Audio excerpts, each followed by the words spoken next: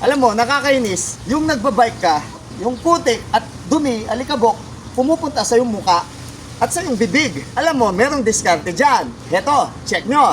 Heto ang diskarte dyan. Isang lightweight na fender. Ayan, tulad nito. Dito, ma-adjust mo ito. Pwede nga nung angle gusto mo, pero ako gusto ko ganyan. Ayan, kung makikita nyo, yung talsik ng putik, pag ganun na. Tapos, ang maganda sa kanya, ayan, pipihitin mo lang to. Pwede mo na siyang itaas, pwede mo nang ibaba. Tapos, i-cable tie mo lang siya rito. Tapos ito, install na natin doon. Ito, ikakat na natin para mag-fit siya doon. At ito yung gagamitin natin. Portable grinder by DT Rocks. Okay, putulin na natin. Cut natin siya dito sa 1. Ayan.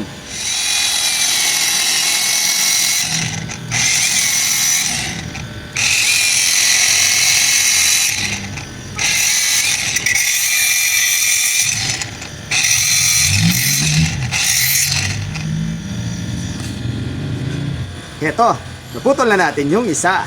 Magpipit na niyan siya. Kaya kayo, problema nyo ba ang extension? Kailangan nyo pa ng mahabang wire para makapag-grind lang? Aba, heto recommended ko na para sa iyo, ang DT Rock Grinder sa murang halaga. Pindutin mo lang yung link dyan sa comment section. Tuloy na natin lalaban. At heto, meron siyang goma.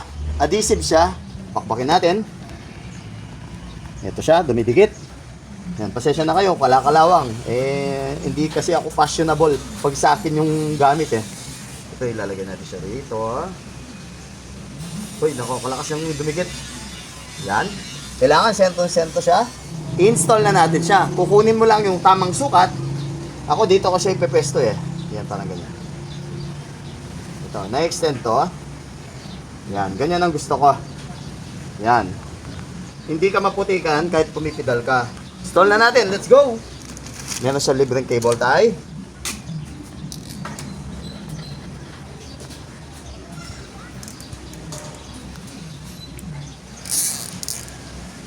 Meron siya libreng Allen wrench. Higpitan mo lang to. Kung ito na ang tamang angle para sa'yo. Pati ito sa baba.